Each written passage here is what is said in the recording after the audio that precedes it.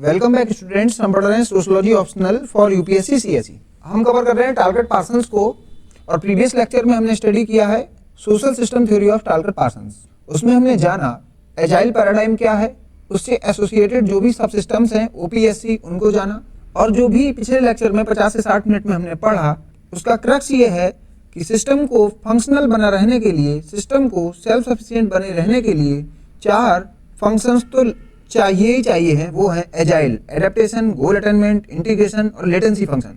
और इन्हीं फंक्शंस के करस्पॉन्डिंग 4 सब सिस्टम्स बताए हैं टालकट पार्सन्स ने, जिसका एक्रोनिम है ओपीएससी।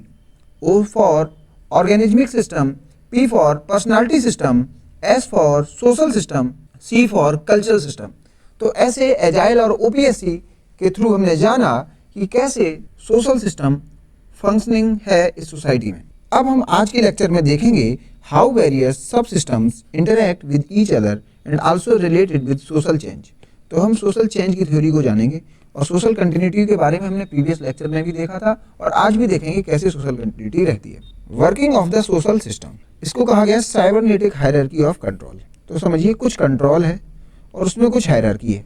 मीन्स एक होगा कंट्रोलर और एक होगा कंट्रोल्ड, और ये दोनों एक हायरार्की में ही फिक्स होंगे। हम वो हायरार्की की बात करेंगे। साइबरनेटिक का मतलब समझेंगे, यहाँ पर लिखा हुआ है Parsons proposed a cybernetic hierarchy of control illustrating how information flows within the social system and how decisions are made and implemented। तो ये देखिए, ये बात रही इंफॉर्मेशन की, ये कैसे फ्लो कर रही है और कैसे डिसीजन लिए जाते हैं या डिमांड होती है या एनर्जी फ्लो होती है इन वेरियस सब सिस्टम्स। ये देखेंगे। इस लाइन का मतलब बस यही है, the interaction and exchange among these 4 सब सिस्टम। कौन से सब सिस्टम? ओपीएससी। ये ओपीएससी आपस में कैसे काम करते हैं is called as cybernetic hierarchy of control. तो इनमें जो हायरार्की है उसको कहा गया साइबरनेटिक हायरार्की ऑफ कंट्रोल। अब इसमें साइबरनेटिक क्या होता है? Science of communication and control as per tuning. तो ट्यूनिंग साइबरनेटिक को कहते हैं science of communication and control. तो अब इसको ओपीएससी के रिस्पेक्ट में देखिए कि ओपीएससी आपस में कैसे कम्युनिकेट करते हैं और कैसे कंट्रोल होते हैं एक दूसरे से। ये है cybernetic hierarchy of control theory of Parsons. This exchange of flow of energy and command, that is information among 4 system is known as cybernetic hierarchy of control। ये देखिए, कमांड यहाँ से आ रहा है और डिमांड ये जा रही है, इसको ही कहा जाता है cybernetic hierarchy of control. System high in information, that is culture. यहाँ पर इंफॉर्मेशन बहुत रहती है, मीन्स ये कमांडिंग सेंटर है, तभी ये इंफॉर्मेशन के थ्रू कमांड करता है। Control the system high in energy, और ऑर्गेनिज्मिक सिस्टम जो कि एडेप्टेशन फंक्शन करता है उसके पास एनर्जी बहुत ज़्यादा रहती है, तो एक इंफॉर्मेशन से एनर्जी वाले सिस्टम को कंट्रोल किया जाता है। तो इसका मीनिंग क्या है? कल्चरल सिस्टम कंट्रोल करते हैं किसे? ऑर्गेनिज्मिक सिस्टम को थ्रू कमांड्स और इंफॉर्मेशन। अब देखिए, एग्जांपल के लिए मैं आपको बताऊं, मान लीजिए आप यहाँ पर हैं, एक स्टूडेंट मेरा यहाँ पर बैठा हुआ है, उसकी फैमिली यहाँ पर है और उसका रिलीजन यहाँ पर है, ठीक है। तुमने अपने फैमिली से मांगा नॉनवेज, तो नॉनवेज की आई डिमांड, ठीक है, इसको कहिए डिमांड या एनर्जी भी कभी कभी कह देते। तो नॉनवेज की आई डिमांड थ्रू ऑर्गेनिज्मिक सिस्टम। लेकिन पता लगा तुम्हारे धर्म में, आपने तो मांगा नॉनवेज, और मान लीजिए आप हैं एक हिंदू ब्राह्मण बॉय, तो जनरली आपके रिलीजन में, आपके कास्ट ग्रुप में नॉनवेज को अलाउड नहीं किया जाता with in northern Indian reason. तो आप देखेंगे तुरंत आपकी फैमिली, सोशल सिस्टम कहेगी, अभी मैं धर्म से पूछ के बताता हूँ कि क्या करना है, तो धर्म को देखा जाएगा और धर्म कहेगा नहीं, आप हिंदू ब्राह्मण बॉय हैं तो आप नॉन वेज तो नहीं खा सकते। मीन्स कुछ डिमांड आई, लेकिन जो कमांड है वो ऊपर से आई। तो अब आप समझे कमांड का मीनिंग क्या है? यहाँ से, और डिमांड कहाँ से? यहाँ से। अब कमांड ये ऐसे क्यों कर पा रहे हैं? क्योंकि ये स्टोर हाउस है किसका? इन्फॉर्मेशन का। पूरी इन्फॉर्मेशन इन्हीं कल्चरल ग्रुप के पास है, ठीक है। तो ये इन्फॉर्मेशन इनको देते हैं, ये इन्फॉर्मेशन इनको देते हैं, ये इन्फॉर्मेशन इनको देते हैं, ये डिमांड इनसे करते हैं, ये डिमांड इनसे करते हैं, ये डिमांड इनसे करते हैं। हमने नॉनवेज मांगा भी तो पहले पर्सनालिटी सिस्टम से, फिर सोशल सिस्टम से, फिर रिलीजन से, और रिलीजन ने उधर से रिप्लाई में क्या दिया? इन्फॉर्मेशन। और हमारे तक आ गई, हमने कि चलिए ठीक है, अब वेज बिरयानी से काम चला लेंगे, नॉन वेज नहीं मिलेगी फिर भी, क्योंकि हमारा रिलीजन हमको ऐसे कुछ कह रहा है। तो ये बात रही कुछ कमांड और डिमांड। अब शायद आप समझ पाए होंगे। दूसरी चीज़ आप समझिए, रिलीजन डायरेक्ट आपसे नहीं कहता, नहीं, रिलीजन ऑर्गेनिज्मिक सिस्टम से एक प्रॉपर चैनल के थ्रू कहेगा। तो यहाँ पर जो चेंज भी है, यहाँ पर जो चेंज की बात है वो डायरेक्ट नहीं होगी। ये बात अभी मैं आपको समझाऊंगा और एग्जांपल्स के साथ। Social system is linked with other systems through energy flow and information control. तो जो भी सोशल सिस्टम है ये वेरियस सिस्टम से कनेक्ट रहता है through information and energy flow. Social change occurs when there is change in energy flow और information control as equilibrium stage is disturb. अब देखिए सोशल चेंज कब आएगा? As per Parsons. वो ये कह रहे हैं कमांड ऊपर से आ रही है, एक पर्टिकुलर तरीके से कमांड आती है और एक पर्टिकुलर तरीके से डिमांड जाती है। ये कमांड में कुछ फेरबदल हो जाए और डिमांड में कुछ फेरबदल हो जाए तो आ जाता है सोशल चेंज। और सोशल चेंज को रिस्टोर करने के लिए ये कमांड में अगर कुछ फेरबदल है, इससे बचने के लिए मीन्स सोसाइटी को कंटिन्यूटी मेंटेन करने के लिए हमें चाहिए होती है socialization function and social control function. लेकिन जब सोशलाइजेशन और सोशल कंट्रोल कमांड और डिमांड को में स्टेटस को मेंटेन नहीं कर पाते हैं तब आ जाता है social change. Hierarchy of control. In this hierarchy the cultural system is at pinnacle. देख लिया, culture system store house of information है जो सोशल सिस्टम से भी ऊपर है। सोशल सिस्टम पर्सनालिटी सिस्टम से भी ऊपर है और पर्सनालिटी सिस्टम से नीचे है कौन? Organismic system. Means organismic system जो स्टोर हाउस ऑफ एनर्जी है वो सबसे नीचे है और जो कल्चरल सिस्टम है जो स्टोर हाउस ऑफ इंफॉर्मेशन है वो सबसे ऊपर है। यह है hierarchy. Providing ultimate direction and authoritarian allocation of values which are binding on social and personality system. तो ये जो कल्चरल सिस्टम है ये कुछ अथॉरिटेरियन वैल्यूज पास करता है, कल्चरल वैल्यूज पास करता है और ये इन तीनों को माननी पड़ती हैं। एनर्जी फ्लो मीन्स क्योंकि एनर्जी यहाँ से आ रही है, ये सबसे ज़्यादा एनर्जी इसके पास, इसने इसको दी, इसने इसको दी, इसने इसको दी, तो एनर्जी फ्लो ऐसा है। एनर्जी फ्लो या क्या? इनपुट, सिस्टम में input. Energy generally moves from the lower strata that is organismic system to the higher strata that is cultural system. इसको सही कर लीजिएगा, ऑर्गेनिज्मिक लिखिए। Organismic system collects raw demands from the environment. Example experiencing new living patterns in the USA. आप समझिए, आप गए USA, एक एग्जाम्पल के साथ फिर इसको समझते हैं। आप गए यूएसए, ऑर्गेनिज्मिक सिस्टम ने देखा है वहाँ पर होमोसेक्सुअलिटी एक नॉर्म है और सोसाइटी में एक एक्सेप्टेंस है। लौट आए आप यूएसए से इंडिया, आपने कहा अपनी फैमिली से, पहले तो अपने मन में तैयार हुए, साइकोलॉजी तैयार की, फिर फैमिली से बात की, कहा अब हेटेरोसेक्सुअलिटी में नहीं है, हम मुझे होमोसेक्सुअल मैरिज करनी है। आपने किससे डिमांड की ये बात? सोशल सिस्टम से। सोशल सिस्टम ने कहा चलिए धर्म की किताबें खोल के देखते हैं धर्म में है कि नहीं, और उधर से धर्म का डंडा स्टार्ट हुआ लगना। उसने कहा नहीं, उसने सोशल सिस्टम को बताया, सोशल सिस्टम ने पर्सनालिटी सिस्टम को बताया, पर्सनालिटी सिस्टम ने ऑर्गेनिज्मिक सिस्टम को बताया और कहा बेटा होमोनॉर्मेटिविटी इंडिया में नहीं चलेगी, यहाँ पर हेटेरोनॉर्मेटिविटी ही रूल है। तो आप भी फिर आ गए किस पर? हेटेरोनॉर्मेटिविटी पे। मीन्स आपने कमांड और डिमांड के फ्लो को चेंज करने की कोशिश की, लेकिन सोशलाइजेशन और सोशल कंट्रोल से आप बंध गए और ये कमांड और डिमांड चेंज नहीं हुई। लेकिन आप थोड़ा फर्म थे अपने स्टैंड में, आप नहीं माने। उसने आपने कहा कल्चर कुछ भी कहे मैं नहीं मानूंगा, और आपने होमोसेक्सुअल मैरिज कर ली। आपके पड़ोसी ने कर ली, आपकी सिटी ने कर ली, आपके स्टेट करने लगा। मीन्स अब होमोनॉर्मेटिविटी होने दिखने लगी सोसाइटी में। तो फिर कमांड और डिमांड चेंज हो गई और आ गया सोशल चेंज। हेटेरोनॉर्मेटिविटी से होमोनॉर्मेटिविटी हो गया तो फिर क्या हो गया? सोशल। तो आप देख रहे हैं ये जो सोशल चेंज है ये क्यों हुआ? क्योंकि कमांड और डिमांड में चेंज होने लगी। जो कमांड और डिमांड जैसे पहले चल रहे थे वैसे नहीं हुए, सोशलाइजेशन और सोशल कंट्रोल से भी कंट्रोल नहीं हुए, तब आ गया सोशल चेंज। तो ये यहाँ पर एग्जाम्पल मैंने लिखा था, example experiencing new living arrangements in the USA. तो यूएसए के लिविंग अरेंजमेंट्स आप यहाँ पर कॉपी पेस्ट करना चाहेंगे, शायद ना हो। Personality system process these demands leading to individual needs और decision. Example deciding to adopt a new living arrangement. ठीक है, आप यूएसए गए, आपने डिसाइड कर लिया new living arrangement. Social system negotiate these individual demands within existing social structure. Family discussion होंगे उस पर about a new living arrangement. Okay, फिर आएगी बात कल्चरल सिस्टम के पास। मीन्स एनर्जी पहुंचेगी ऊपर या डिमांड पहुंचेगी ऊपर। Provide the over arching values ideas and norms that guide and constraint decision. लेकिन ये तो गाइड की तरीके से काम करेगा और आपके डिसीजन को कंस्ट्रेंट करने की कोशिश करेगा। Cultural norms in India regarding ethical living arrangements. तो इंडिया में तो वही चलेगा जो चलता रहा। अब ये समझिए ऐसा क्यों है कि सोशल चेंज डेली डेली नहीं हो पा रहा। सोशल चेंज इसलिए नहीं हो पा रहा है कि स्टोर आउट ऑफ इंफॉर्मेशन, इसमें जो भी कुछ लिखा है वो टेक्स्ट के फॉर्म में है या नॉर्म के फॉर्म में, और ये जल्दी बदलता नहीं है, इसमें बदलाव पॉसिबल नहीं है। इसीलिए सोशल चेंज भी इंस्टेंटेनियस नहीं हो सकता। थोड़ा बहुत बदलाव जब इसमें होगा तब वो बदलाव यहाँ दिखेगा, तब वो बदलाव यहाँ पर दिखेगा, तब वो बदलाव यहाँ पर आएगा। मीन्स यहाँ पर थोड़ा बहुत बदलाव हो भी जाए, नीचे तक आने में फिर टाइम लग जाएगा। इसलिए जो भी सोशल चेंज आपको दिख रहा है वो बहुत स्लो है, ग्रेजुअल है, एज पर पार्सन्स। ये तो हमने बात कही किसकी, एनर्जी फ्लो कैसे डिमांड जाती है ऊपर। अब देखते हैं कमांड कैसे नीचे आएगी। जो बात मैंने यहाँ पर समझाई थी बस लिख दिया है यहाँ पर। कमांड फ्लो और output, decisions and control flow in the reverse direction. तो कमांड ऐसी आ रही है, from higher that is more abstract system to lower more concrete system. तो यहाँ पर जो भी है वो सब एब्स्ट्रैक्ट सिस्टम है, लिखा हुआ है। रियलिटी में शायद ना हो वैसा, यहाँ पर रियलिटी ज़्यादा है, रियलिटी यहाँ पर दिखती है, लेकिन फिर भी कमांड यहीं से आती है। तो कैसे कमांड आएगी, cultural system provide values and guidelines to the social system.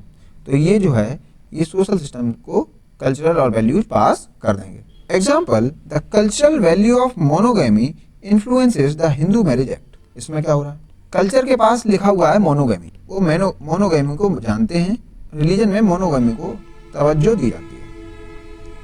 तो रिलीजन ने किसको बताया, गवर्नमेंट को, गवर्नमेंट ने तुरंत रिलीजन की बात मानी और हिंदू मैरिज एक्ट बना डाला। तो देख रहे हैं कैसे कल्चर कमांड करता है सोशल सिस्टम पर, ठीक है। फिर सोशल सिस्टम से कमांड नीचे कैसे जाएगी, makes laws and set norms based on cultural guideline. तो उन्होंने कहा कल्चर की बात माननी पड़ेगी, हम लॉज बनाएंगे, नॉर्म्स बनाएंगे। इन्फ्लुएंसिंग द पर्सनालिटी सिस्टम, जिससे कौन इन्फ्लुएंस हो रहा है, पर्सनालिटी सिस्टम। देखिए कितनी छन छन के कमांड नीचे आ रही है। और आपने ये भी देखा कितनी छन छन के, ये कीवर्ड याद रखिएगा, छन छन के। ये ही कीवर्ड आपको डायनेमिक इक्विलिब्रियम समझने में मदद करेगा। यहाँ से जो डिमांड गई थी वो भी छन छन के गई थी। Personality system filters information from the organismic system, often conforming to social and cultural prescription, ensuring continuity in society।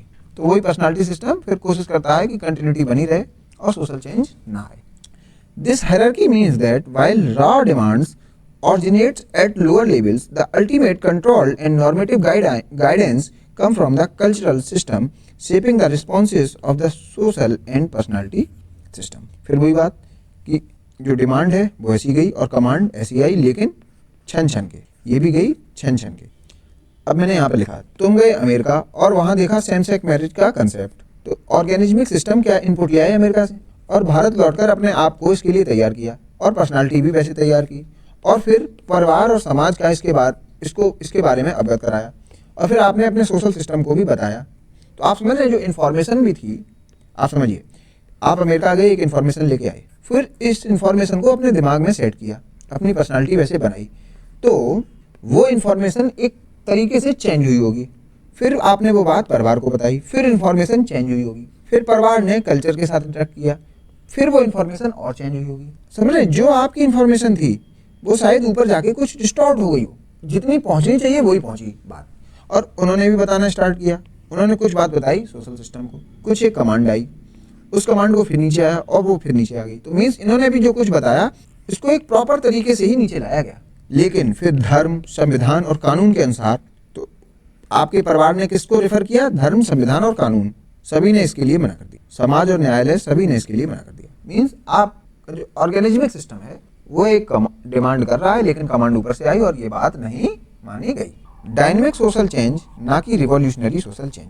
अब देखिए dynamic social change, revolutionary social change का कंसेप्ट देखते हैं। यही अगर सेम सेक्स मैरिज आप डिमांड करते, आज डिमांड करते और कल मान ली जाती, तो उस सोशल चेंज को क्या कहा जाता। मान लिया पहले क्या है, हेटेरोसेक्सुअल मैरिज हो रही है सोसाइटी में आज, ठीक है, होल सोसाइटी में, और फिर बाद में होने लगी मान लिया होमोसेक्सुअल मैरिज, ये केस है। लेकिन आज जैसे आपकी सोसाइटी में हेटेरोसेक्सुअल मैरिज है और सोसाइटी ने देखा कि सोसाइटी को चाहिए होमोसेक्सुअल मैरिज और विद इन अ डे ये हो गया, तो वो जो चेंज है वो कहा जाएगा रिवॉल्यूशनरी सोशल चेंज, जिसे कहते हैं मार्क्स इसको देखते हैं ऐसे। जबकि पार्सन्स इस चेंज को देखें हजारों सालों में, 100 सालों में, तब ये कहा जाएगा डायनेमिक सोशल चेंज या डायनेमिक इक्विलिब्रियम। तो पार्सन्स सोशल चेंज को देख भी पाते हैं तो उसको देखते हैं डायनेमिक सोशल चेंज के रिस्पेक्ट में। मीन्स सोशल चेंज है वो भी डायनेमिक, ना कि रिवॉल्यूशनरी सोशल चेंज। जैसे कि मार्क्स कह रहे हैं। ऐसा नहीं है विद इन अ डे सब कुछ बदल जाएगा, नहीं, कमांड डिमांड रहेगी, बदला बदली चलती रहेगी। थोड़ी बहुत जब हम इंफॉर्मेशन कल्चरल सिस्टम में चेंज कर पाएंगे तब नीचे कमांड फ्लो होके आएगी, तब हम अपने में चेंज करेंगे। तो ये समझिए, आपने कोई एक रॉ इन्फॉर्मेशन यहाँ पर डाली, ठीक है, और ये गई कल्चरल सिस्टम के पास। इसमें 3 लेयर लगी थी, ये एक लेयर थी, एक ये लेयर है और एक ये लेयर है। फिर कल्चरल सिस्टम ने क्या किया, आपको कमांड देना स्टार्ट किया। तो देखिए, जो इन्फॉर्मेशन दी गई थी ऑर्गेनिज्मिक सिस्टम के द्वारा, कल्चरल सिस्टम ने उसको बहुत चेंज करके आपको कुछ दिया, और वो भी बहुत स्लो तरीके से, पहले यहाँ गई, फिर यहाँ गई, यहाँ गई, और इस प्रोसेस में ही बहुत टाइम लग गया। ऐसा नहीं है कि यहाँ पर डाली और तुरंत यहाँ पर कुछ आउटपुट मिल गया, नहीं, बीच में कुछ प्रोसेस चलेगी। इसलिए इसको कहा गया डायनेमिक सोशल चेंज। इतना क्षण के तो डिमांड और कमांड आ रहा है, सोशल चेंज तो ऑब्वियस है कि धीरे ही हो पाएगा, ना कि रिवॉल्यूशनरी तरीके से।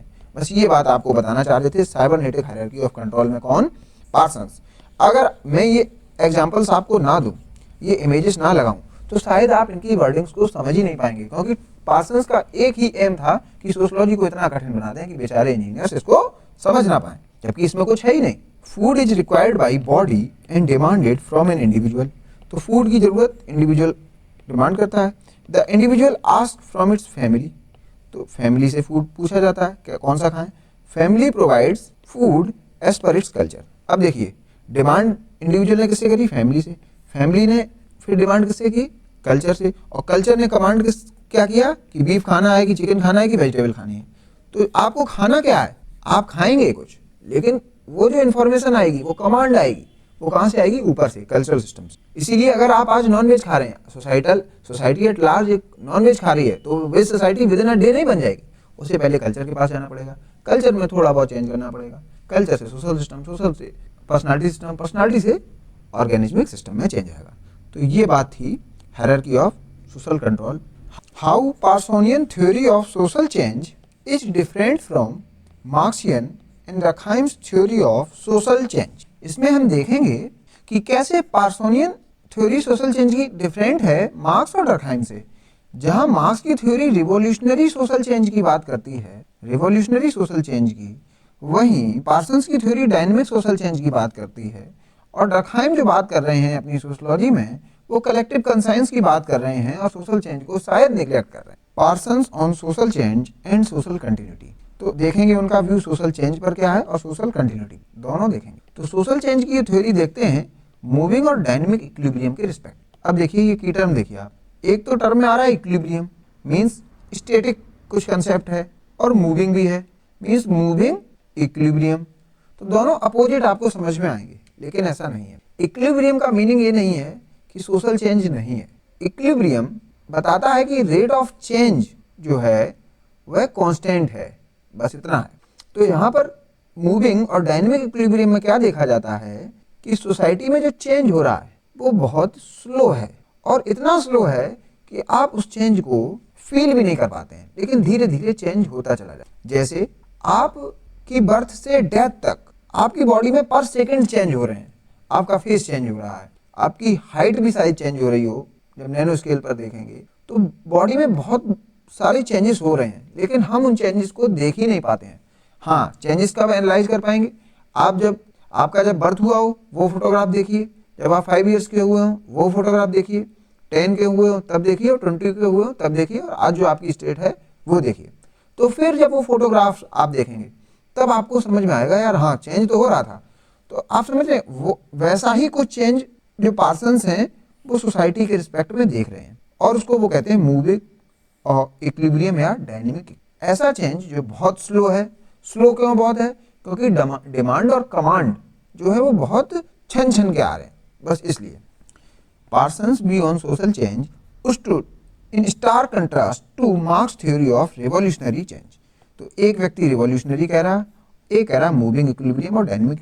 Parsons argued for a more deliberative and incremental process emphasising moving equilibrium और डायनेमिक इक्विलिब्रियम।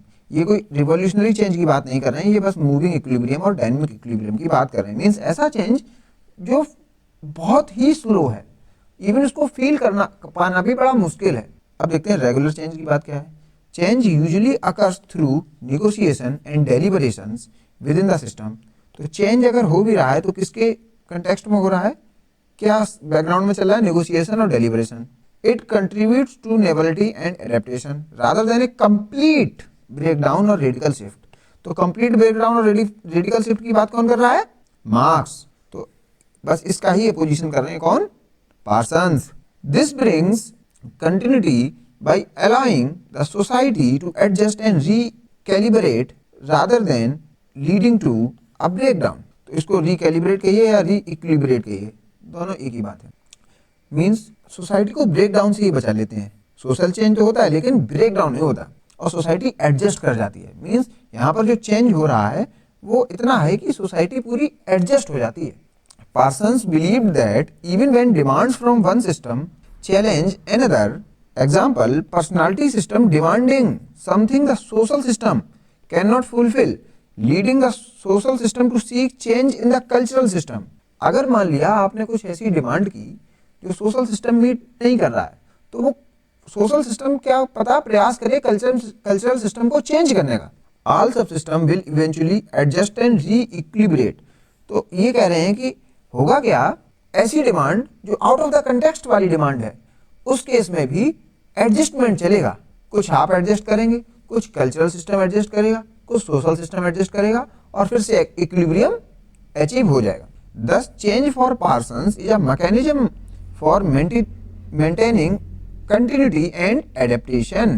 तो इनके चेंज में कंटिन्यूटी रहेगी, ऐसा चेंज नहीं होगा जिसमें सोसाइटी फंडामेंटल तरीके से चेंज हो जाए। नहीं, सोसाइटी कंटिन्यूटी मेंटेन करेगी और एडेप्ट करेगी, leading to a constantly evolving at stable equilibrium.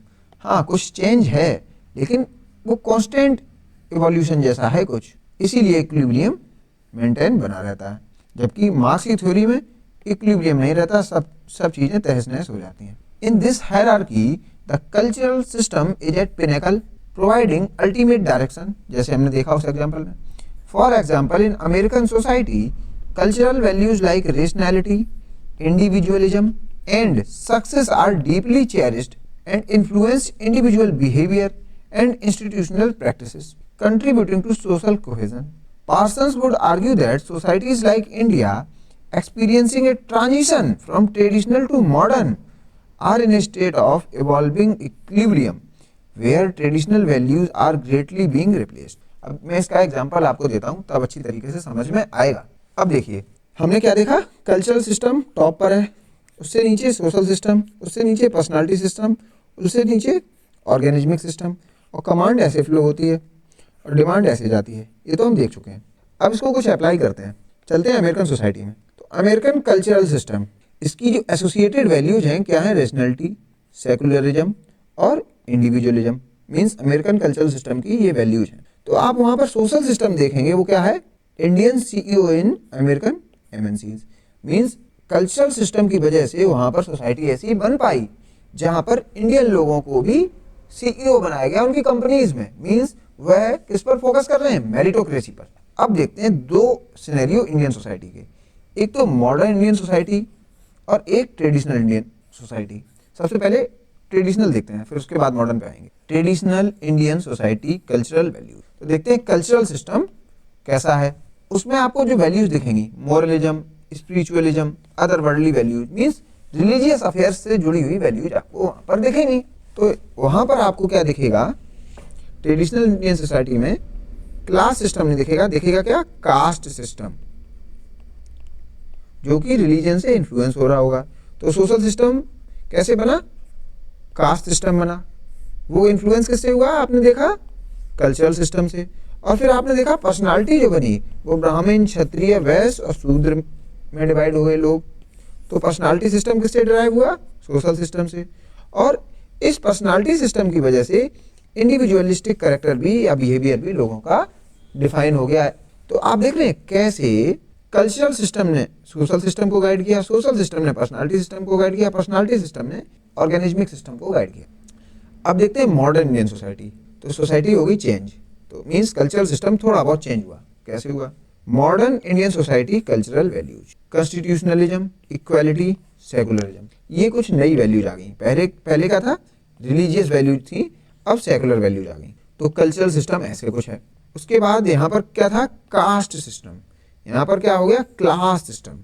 तो सोशल सिस्टम क्या हो गया, क्लास सिस्टम। उससे जो पर्सनालिटी सिस्टम बना वो कैसा, अपर क्लास, लोअर क्लास और मिडिल क्लास। और इस क्लास सिस्टम ने इंडिविजुअल का बिहेवियर गाइड किया।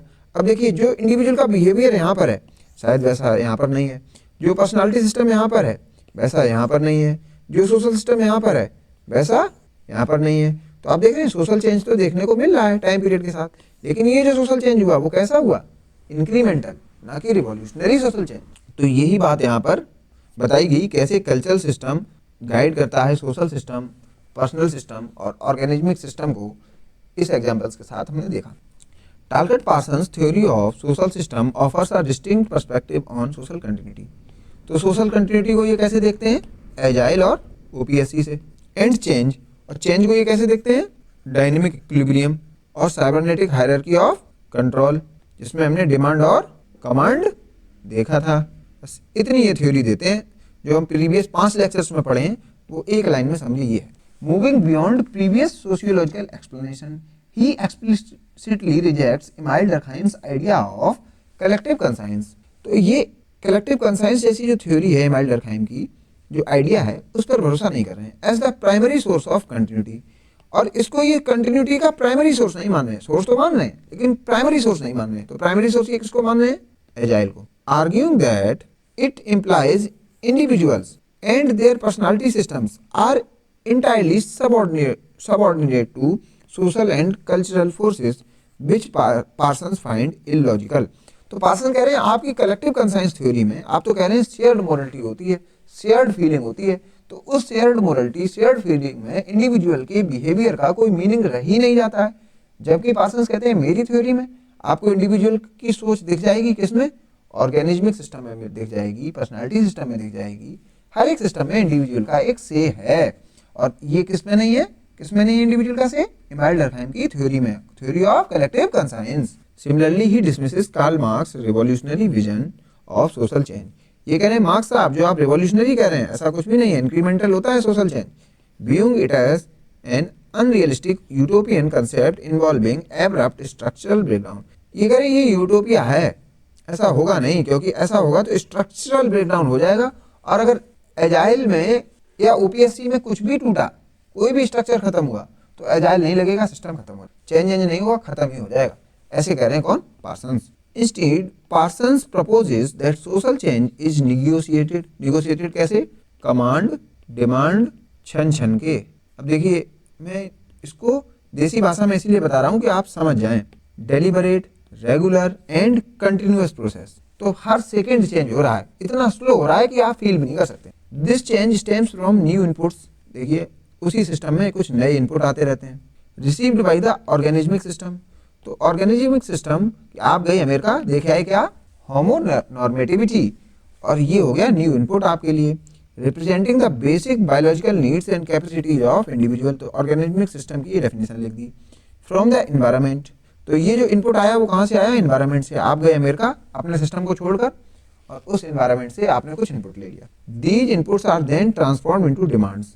और फिर आपने उससे डिमांड की, किससे, पर्सनालिटी सिस्टम। पर्सनालिटी सिस्टम से डिमांड कहाँ गई, culture system. Social system, social से कहाँ गई, culture system, by the personality system.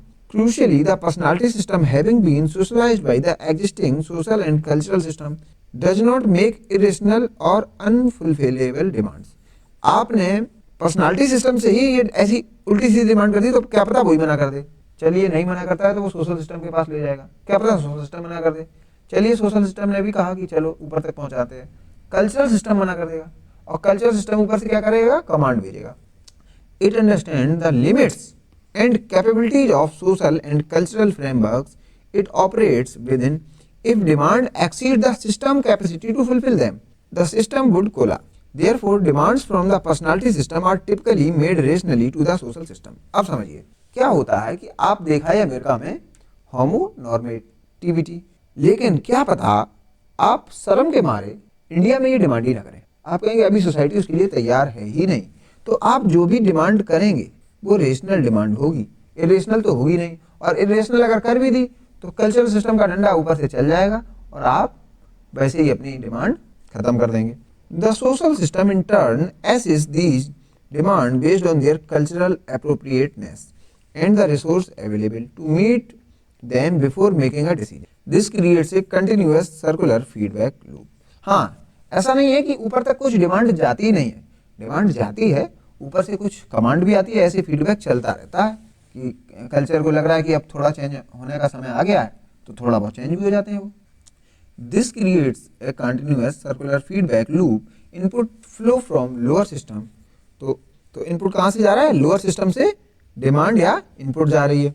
Like the personality system to a higher system like social and cultural, and output decision और command flow back down. और ये क्या करें, आउटपुट ऐसे आ जाता है, कल्चरल सिस्टम से ऑरिजिनेट हो जाता है और ऑर्गेनिज्मिक सिस्टम पर लग जाता है. This ongoing regulated process is how Parsons explains the dynamic equilibrium. और यही कहानी कहेगी डायनेमिक इक्विलिब्रियम, या कहा गया cybernetic hierarchy of control of social life, allowing for both continuity and gradual negotiated change. तो देखिए दोनों टर्म है, कंटिन्यूटी और चेंज, लेकिन चेंज के पहले कुछ कैविएट्स लगाए गए हैं. क्या है? ग्रेजुअल और नेगोशिएटेड. तो क्या नहीं होगा इसमें? रिवोल्यूशनरी सोशल चेंज नहीं होगा, ग्रेजुअल होगा, नेगोशिएटेड होगा. जैसे Indianization of McD burger due to command from Indian culture. McD burger आपने देखा अमेरिका में कैसा है, एक नॉन वेज बर्गर है, लेकिन इंडियन सोसाइटी में वेज की ज़्यादा डिमांड है. वो डिमांड कैसे पता लग रही है मैकडी कंपनी को? उसने इंडियन सोसाइटी के कल्चर को देखा, उसने कहा इनकी कल्चर में नॉन वेज बर्गर नहीं चलेगा. तो इस मैकडी कंपनी ने अपने बर्गर को बदल कर क्या कर दिया, वेज बर्गर, और वो भी विदाउट बीफ. और नॉन वेज बर्गर में पर्टिकुलरली बीफ पड़ता है इन अमेरिकन सोसाइटी. तो देख रहे हैं कैसे कल्चर ने सोशल सिस्टम को बदल दिया. Theory of convergence agile in real institution.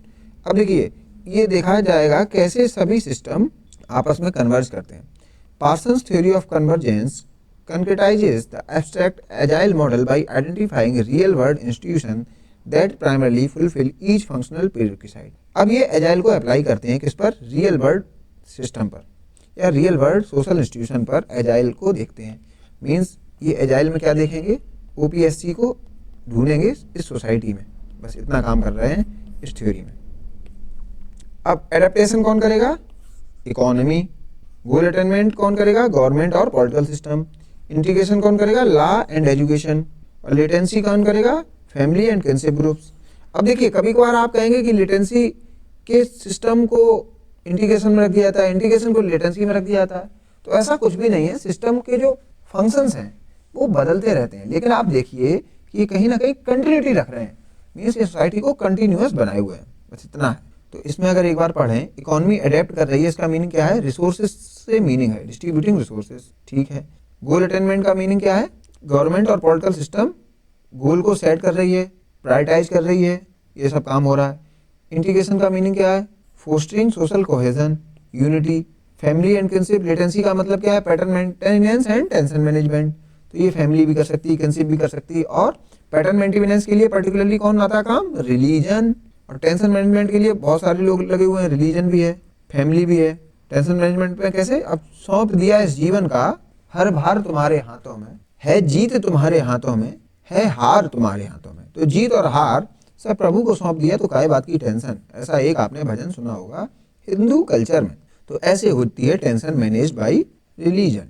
और यही भजन से आप क्या कर लेते हैं? लेटेंसी. दस a society transform into a social system. तो सोसाइटी सोशल सिस्टम कब बन जाती है? जब एजाइल लगता रहता है सोसाइटी पर, तो वो कहलाती है social system. When it possesses these essential institution. तो ये दीज इंस्टीट्यूशन कौन से हैं? ये सभी जो सब सिस्टम है. कौन कौन से? ओपीएससी. और जो कर रहे हैं agile, like economy, government, law, education, family, enabling it's self sufficiency and continuity. तो सोसाइटी को अगर सिस्टम बनना है तो सेल्फ सफिशिएंट और कंटिन्यूस होना पड़ेगा, जिसके लिए ओपीएससी चाहिए. ओपीएससी क्या करेगा? Agile functions. अब देखते हैं फंक्शनलिज्म की बात करें तो डर्कहाइम फंक्शनलिज्म को कैसे देखते हैं, पार्सन्स कैसे देखते हैं. Function is voluntaristic based on conscience collective. तो ये फंक्शन को कंसाइंस कलेक्टिव के आधार पर देखते हैं, मीन्स शेयर्ड मोरलिटी या शेयर्ड फीलिंग के आधार पर देखते हैं. जबकि Parsons function is not obvious spontaneous as it is the product of integration between parts. तो आप देख रहे हैं ये फंक्शनलिज्म को देख रहे हैं कैसे ये पार्ट्स आपस में जब इंटीग्रेट होते हैं तब फंक्शनलिज्म होता है. ना कि यूं ही फंक्शनलिज्म होता रहता है कि सोसाइटी ने चाह लिया हो गया। नहीं, सोसाइटी चाहती नहीं है, सोसाइटी को इंटीग्रेट कोऑपरेट करना पड़ता है। तो ये कुछ आइडियलिस्टिक फंक्शनल थ्योरी है, मीन्स थोड़ी फिलोसफी ओरिएंटेड थ्योरी है, जबकि ये रियलिस्टिक और ग्राउंडेड फंक्शनलिज्म इसको कहा जाता है, किसकी, पार्सन्स की थ्योरी को, क्योंकि ये हर जगह अप्लाई हो जाती है। मैक्रो पकड़िए वहाँ पे हो जाएगी, मैक्रो पकड़िए वहाँ पे हो जाएगी। Social change in functionalist ideology, फिर से आप देखिए सोशल चेंज और फंक्शनलिज्म। फंक्शनलिस्ट को कभी भी सोशल चेंज की बात करते हुए नहीं देखा जाता, फंक्शनलिस्ट को कभी भी कॉन्फ्लिक्ट की बात करते हुए नहीं देखा जाता। इसलिए आपको सोशल चेंज इन फंक्शनलिज्म को अलग से पढ़ना पड़ता है कि ये सोशल चेंज को कैसे देखते हैं। Functionalism has been criticised for failing to provide an adequate explanation of social change. तो ये इनको क्रिटिसाइज ही किया जाता है कि आप सोशल चेंज की तो बात कर ही नहीं पाते हैं, आप इसका तो एक्सप्लेनेशन दे ही नहीं पाते। If system is in equilibrium it is difficult to see how it changes. तो फंक्शनलिज्म में प्रॉब्लम क्या है, अगर चीज फंक्शनल दिख रही है तो चेंज देखना उसमें बहुत डिफिकल्ट हो जाता है for functionalist. Theory of social change from functionalist perspective is given by Parsons. तो पार्सन्स सोशल चेंज को देख पाते हैं। Generally functionalist does not talk about social change as they believe in social continuity and pattern maintenance. तो functionalist काय पे भरोसा करते हैं, सोशल कंटिन्यूटी और पैटर्न मेंटेनेंस पे ज्यादा करते हैं, ना कि social change. Social change occurs when there is change in energy flow और इंफॉर्मेशन कंट्रोल, वही साइबरनेटिक हायरार्की ऑफ कंट्रोल। तो सोशल चेंज को फंक्शनलिस्ट स्ट्रीम में कौन बता पाया सही से, वो थे पार्सन्स साहब। Social evolution involves process of differentiation. The institution that form the social system become increasingly differentiated and specialized in terms of their function। अब देखिए सोशल एवोल्यूशन का यहाँ मतलब क्या है और कैसे सोशल चेंज देख रहे हैं, कैसे डिफरेंशिएशन में ये सोशल एवोल्यूशन देख रहे हैं और उसमें कैसे सोशल चेंज देख रहे हैं। आप सोचिए सिंगल सेल्यूलर ऑर्गेनिज्म से हम लोग बन गए मल्टी सेल्यूलर ऑर्गेनिज्म। तो एक सेल होती थी, अब बहुत सारी सेल हैं, बहुत सारे ऑर्गन सिस्टम है। तो आप समझिए इतने कॉम्प्लेक्स सिस्टम बन गया समय के साथ। तो आप देखिए सिंपल सिस्टम था बॉडी का जो यूनिसेलुलर था, आज मल्टी सेलुलर हो गया, मतलब कॉम्प्लेक्स तो हो चुका है। तो कोई चीज सिंपल से अगर कॉम्प्लेक्स हुई है मतलब कि चेंज हुई है, ये बात आपको समझ में आ रही। तो ये जो कहानी है वो सोशल चेंज की ही है, बस किसके रिस्पेक्ट में, बायोलॉजी के रिस्पेक्ट में, कोई बात नहीं।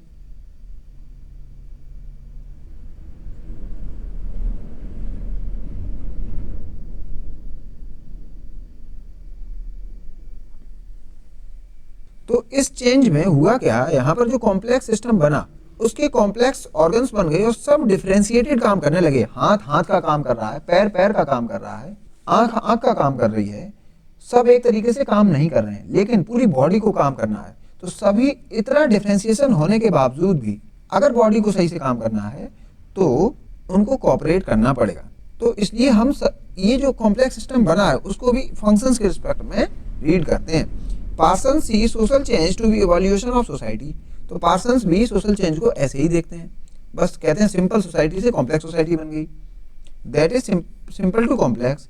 ही see social change due to change in energy flow और information control as equilibrium stage is disturb.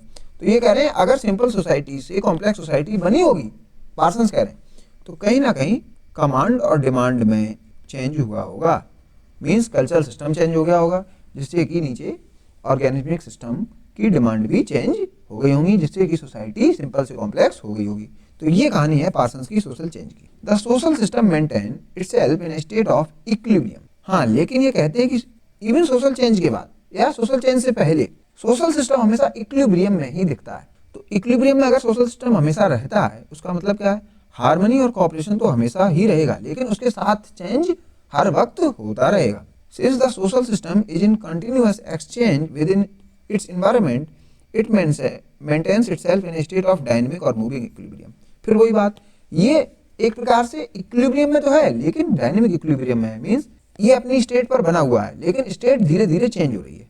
अब मैं कुछ एग्जांपल देता हूँ आपको डायनेमिक इक्विलिब्रियम। अब देखिए ये वैसे साइंस में पढ़े जाते हैं और पार्सन्स तो सोशियोलॉजी को साइंस के इक्विवेलेंट रखते ही रखते हैं, तो हम भी इसको साइंस के एग्जाम्पल यहाँ पे रख सकते हैं। अब देखिए ये वाटर है, इसको आप सिस्टम मानिए, बस इतने को आप सिस्टम मानिए। अब आपने जब इसको सिस्टम देखा तो आप देखिए इसमें एडिशन भी हो रहा है लगातार वाटर का और निकल भी रहा वाटर, मीन्स वाटर तो यहाँ से फ्लो करके जा रहा है। मीन्स आप देखेंगे जब आप इस वाटर को देखेंगे, जब एनालाइज करेंगे इसके लेवल को, तो आपको वो तो इक्विलिब्रियम में दिखेगा। लेकिन जब आप इस टाइप में कलर ऐड कर देंगे, मान लिया ब्लू, तो आप देखेंगे कि कैसे यहाँ पर वाटर फ्लो हो रहा है ऐसे, मीन्स जो सिस्टम के अंदर है वहां चेंज पर सेकेंड है कुछ ना कुछ, आल दो हमें चेंज दिख नहीं रहा है। ऐसे ही है डायनेमिक्स इक्विलिब्रियम में, आपको चीज इक्विलिब्रियम में दिख रही है लेकिन चेंज हो रहा है हर सेकेंड हर वक्त, बस वो चेंज हमें दिख नहीं रहा है। जैसे कि अब देखिए ये लिफ्ट है या एस्केलेटर है, इसमें क्या हो रहा है, इससे चलते हुए बहुत सारे लोग आए और निकल गए और ये भी एक स्पीड से ऐसे रोटेट होती रहती है। अब समझिए ये हर वक्त रोटेट हो रही है, लेकिन कभी भी हम जब इसको देखेंगे तो हमें ये चेंज होते हुए नहीं दिखेगी। ये एक पर्टिकुलर तरीके से ऐसे लगेगी ये बस धीरे धीरे धीरे स्टैटिक बनी हुई है, ठीक है। तो यहाँ पर चेंज तो है लेकिन बहुत स्लो, इसलिए वो समझ में नहीं आता। जैसे आप एक गिलास वाटर लीजिए, ठीक है, ऐसे रख लीजिए, आप उसमें कुछ भी ना करिए, बस ऐसे ही रख दीजिए। आप उसको माइक्रो लेवल पर देखेंगे तो हर वक्त उससे कुछ वाटर ड्रॉपलेट्स ऊपर जा रही होंगी और कुछ एटमॉस्फेयर से वाटर उसमें जमा हो रहा होगा। हो क्या रहा होगा, जितनी ड्रॉपलेट्स ऊपर जा रही होंगी उतनी ड्रॉपलेट्स उसमें वापस जमा हो रही होंगी, इसलिए ये जो वाटर लेवल है ये आपको सेम दिख रहा है। तो ऐसे ही ये यहाँ पर आपको दिख रहा है स्टैटिक, कि कुछ हो ही नहीं रहा है, स्टैटिक बना हुआ है। अगर आप पानी को देखेंगे तो आपको स्टैटिक सिस्टम दिखेगा कि इसमें कुछ चेंज नहीं हो रहा। लेकिन जब आप ये वाटर ड्रॉपलेट्स का गिरना और वाटर ड्रॉपलेट्स का उठना देखेंगे तो यहाँ आपको दिखेगा डायनेमिक नेचर। तो देख रहे हैं चेंज तो है लेकिन बहुत स्लो ऐसा चेंज है, इसीलिए चेंज समझ में नहीं आता। ये तो रहा फिजिकल स्ट्रक्चर में चेंज या साइंस में जो हम चेंज पढ़ते हैं वो चेंज। ऐसे ही सोसाइटी चेंज करती है, वो चेंज हम महसूस नहीं कर पाते, फील नहीं कर पाते। वो चेंज होता है डिमांड और कमांड के फ्लो के चेंज होने में, और वो चेंज हर वक्त हो रहा होता है। तो अगर सिस्टम ये है, उसमें कुछ इनपुट आ रहा है, कुछ आउटपुट जा रहा है, तो आप समझिए सिस्टम को आप एनालाइज करेंगे तो आपको लगेगा सिस्टम वैसा ही है। कोई भी सिस्टम ले लें यूपीएससी में, लेकिन उसमें कुछ इनपुट आ रहा है और हर वक्त कुछ आउटपुट जा रहा है। और इनपुट कहाँ से आ रहा है, इन्वायरमेंट से, और आउटपुट भी कहाँ जा रहा है, इन्वायरमेंट में। तो ये जो इनपुट ले रहा है सिस्टम, वो इन्वायरमेंट से देखकर कुछ ना कुछ चेंज इसमें करता रहता है, और ये सिस्टम भी आउटपुट में कुछ चेंज देता रहता है, इसलिए सिस्टम भी कुछ ना कुछ चेंज होता रहता है। यही है डायनेमिक इक्विलिब्रियम इन सिस्टम। जैसे आप गए अमेरिकन सोसाइटी से आप देख के आए होमोनॉर्मेटिविटी, आपने ये आइडिया यहाँ पर दे दिया, ये आइडिया यहाँ पर ग्रो करता रहा बहुत धीरे धीरे हजारों वर्षों बाद ये आइडिया ग्रो हो गया और आउटपुट में आपको मिल गई होमोनॉर्मेटिविटी। लेकिन ये जो टाइम पीरियड लग गया, ये क्या पता 1000 वर्ष लग जाए, करोड़ वर्ष लग जाए, वो डिपेंड करता है कि कितनी स्लो चेंज हो रही है। अब बस ये चेंज है, हम पूरी लाइफ स्पान में शायद ना देख पाए, लेकिन चेंज तो है। तो चेंज माइक्रो लेवल पर देखना पड़ेगा, और आपको स्टैटिक सिस्टम दिख रहा है कैसे लेवल पर, मैक्रो लेवल पर। तो इसमें भी आप देखेंगे इनकी सोशल चेंज की थ्योरी में भी ये कंबाइन क्या कर रहे हैं, माइक्रो व्यू भी कंबाइन कर रहे हैं और मैक्रो व्यू भी कंबाइन कर रहे हैं। इसीलिए इसको कह रहे हैं डायनेमिक इक्विलिब्रियम, कि इक्विलिब्रियम है मैक्रो व्यू और डायनेमिक नेचर है माइक्रो व्यू पर। अब आप समझ गए होंगे कैसे पार्सन्स की हर एक थ्योरी मैक्रो और माइक्रो का एक अच्छा खासा जुडिशियस मिक्स है। अब ये मैंने डायनेमिक इक्विलिब्रियम की कुछ डेफिनेशन लिखी है, जैसे कि साइंस में डायनेमिक इक्विलिब्रियम लिखा जाता है वो लिखी है, तो आप इसको पढ़ लीजिएगा। इसमें कुछ भी नहीं है, इसमें बस यही बात लिखी गई है कि रीएडजस्टमेंट्स के साथ चीज़ें होती रहती हैं। जैसे यहाँ पर वाटर ड्रॉपलेट्स आ रही है तो दूसरी वाटर ड्रॉपलेट यहाँ पर एंट्री कर जा रही है, मीन्स एडजस्ट हो रहा है सिस्टम हर सेकेंड। तो अगर थर्मोडायनेमिक्स में इससे हम कंपेयर करें तो थर्मोडायनेमिक्स में एक स्टेट कही जाती है क्वासी स्टैटिक प्रोसेस। जो इंजीनियरिंग स्टूडेंट होंगे वो थर्मोडायनेमिक्स में इस सिस्टम को पढ़ते हैं या इस प्रोसेस को पढ़ते हैं। तो ये प्रोसेस ही डायनेमिक इक्विलिब्रियम की एक प्रोसेस होती है। शायद यहीं से इन्होंने ये आइडिया उठाया होगा, किसने, पार्सन्स ने। As per Parsons dynamic equilibrium is maintained by slow gradual and continuous change. तो चेंज तो है लेकिन है कैसा, slow gradual and continuous, which results into small adjustment. तो एडजस्टमेंट है बहुत small, not large scale adjustment नहीं हो रहे हैं जैसा कि कॉन्फ्लिक्ट थ्योरी में हो रहे हैं। In social system not a complete background. Complete background breakdown की कौन बात कर रहा है, मार्क्स। इसीलिए पार्सन्स और मार्क्स का हमेशा झगड़ा रहता है सोशल चेंज की थ्योरी में। Small adjustment in social system, functionalist thought on social change, ये तो मैंने बता दिया। Complete breakdown in social system, Marxist thought on social change. अब देखिए मैंने यहाँ पर क्या कलर कोडिंग कैसे की है। आप कभी रिवीजन करने जाएं बुक का तो आप देखेंगे बस आपको एक शब्द देखना पड़ेगा, एडजस्टमेंट वो है फंक्शनलिस्ट का काम, ब्रेकडाउन वो है मार्क्सिस्ट का काम। आपकी दोनों लाइन रिवाइज हो गई किसमें, सोशल चेंज में। इतना रिवीजन आपको मदद करेगी ये book. Critique to theory of social change of Parsons. अब इनकी कुछ क्रिटिक पढ़ लेते हैं कि कहाँ इनकी थ्योरी गड़बड़ है या सही नहीं है। This theory of social change by Parsons has some limitations. क्या है limitations, and it is criticized as follows. Social change is explained through functional perspective. इन्होंने सोशल चेंज को भी फंक्शनल पर्सपेक्टिव से ही देखा, मतलब चेंज तो हो रहा है लेकिन सोसाइटी में कुछ भी चेंज नहीं हो रहा, मीन सोसाइटी फंक्शनल बनी रह रही है। सोसाइटी को ये कभी डिसफंक्शनल दिखाते ही नहीं है, चाहे चेंज हो, चाहे लोग लड़ कट के मर जाएं, इन्हें फंक्शनलिटी ही चाहिए। ये चेंज में भी फंक्शनलिटी ही ढूंढ रहे हैं, तभी डायनेमिक इक्विलिब्रियम कह रहे हैं।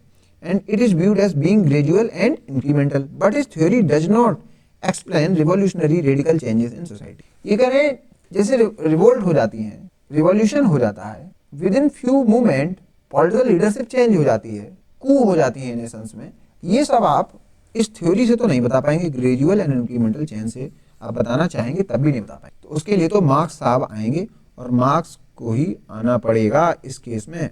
It views social change by and large as smooth affair.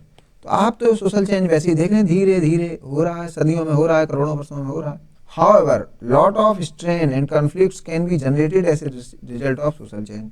ये कह रहे हैं बहुत सारा स्ट्रेन और कॉन्फ्लिक्ट होता है जब सोशल चेंज होता है, वो तो आप देख ही नहीं रहे। जैसे